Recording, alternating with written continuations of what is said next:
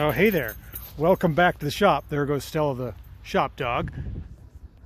I'm Mark, and you have turned on a two-stroke turbo video on YouTube, which very special channel. If you're not subscribed, maybe you should. There's a lot of really great info here. Got a lot of videos to watch. And what are we working on today? I try to produce a video every day. This car has been with me 10 years, roughly.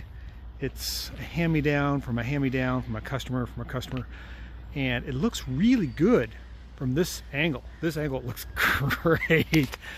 Been cleaning it up. Part of my New Year's resolution, that's my 2023 New Year's resolution, this is now September, is to clean up some of my mess, and this car is on the list. It's on the hot list. So I was really frustrated. I wanted to do a cold start video of this car sitting for so long, and it wouldn't start because it had no fuel pressure. So we cleaned up the power wash, the engine compartment, and I put a fuel pressure gauge on it way back in there. And you can see now it does have fuel pressure, and that's because I sort of cheated. I didn't want to take the gas tank out of the car. I knew the pump was bad. I knew the relay was bad. So I kind of cheated a little bit, and I cut a hole, and you'll never know that I cut a hole there because I put the metal back, and then I put the carpet back on top of that, and you'll never really know that I put in a high-performance fuel pump in this old Honda. It's a really great old car. It's got a spoiler on the back, has the classic Honda lines. It has the alloy wheels, which were an option, I think, for the EX model, although this is not an EX, it is an LX. It does not have a sunroof, does not have some of the things that the EX does. Somebody put a spoiler on it, which looks pretty sporty, coil-over springs, which lowers the car down, and then the alloy wheels and the deluxe interior. And I've been working on this thing, just kind of behind the scenes, in between other customer jobs. I want to get this thing going, make it a good usable car. Oh, wait. So the reason I have this car, and the reason you're wondering, well, why did somebody park it? It looks really great. Let's walk around this side, shall we? This side doesn't look so great. There we go. It was T-boned, big time. And I don't know actually how I'm going to get this door off, because I'm pretty sure that the impact point has locked the door onto the B-pillar, and I'm going to have to cut it off or whatever. I do have another door, and we're going to work on that. But what I wanted to show you was I aired up the tires. I put a battery in it. I have fuel pressure. I added clutch fluid. I added some engine oil. I replaced the relay under the dash, and I haven't put everything back up underneath there. It is a 5-speed. And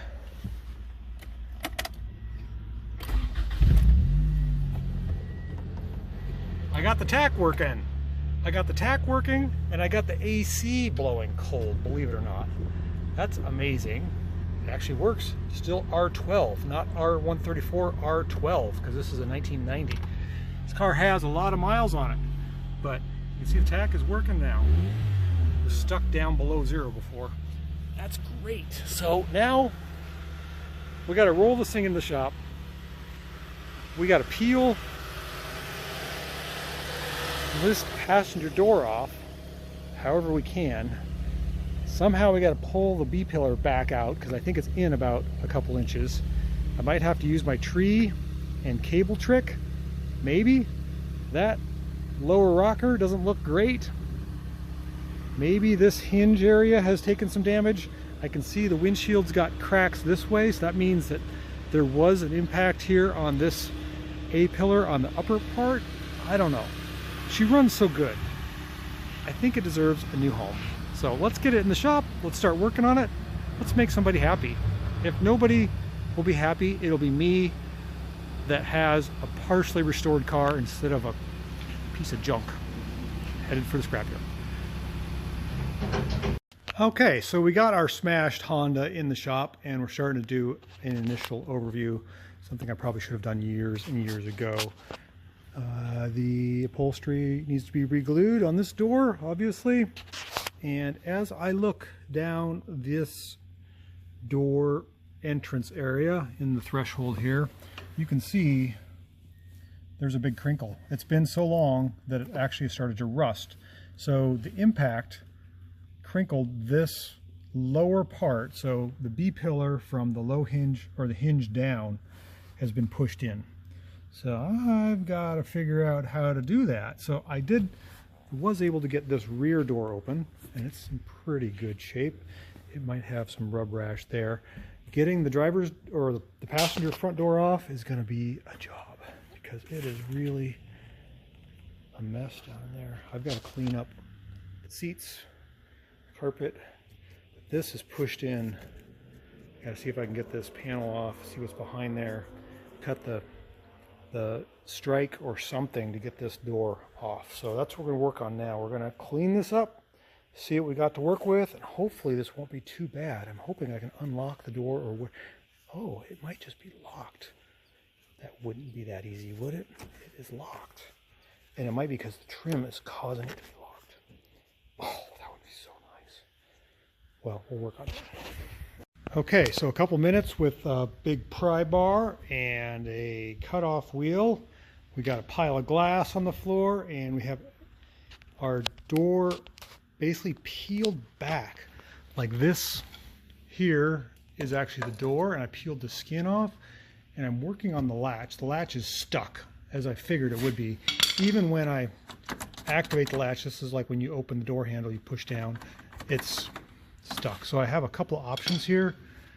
I can cut the striker, which is a hoop there, or I can keep fiddle fussing with this and hope that I can get this to release. You got to be careful. If I cut into this area here, that is the B-pillar, and I don't want it to have a bunch of damage on it and look banged up. So I'm going to keep fussing with this before I cut the striker.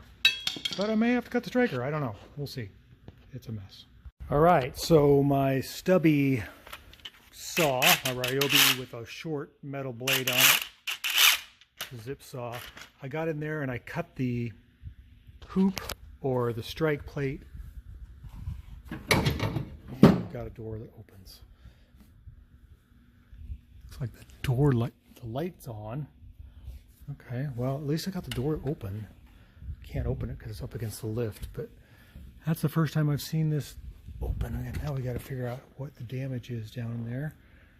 How much damage did we do to it? Okay, well, we got something working now. I have to buy a new striker. Beautiful.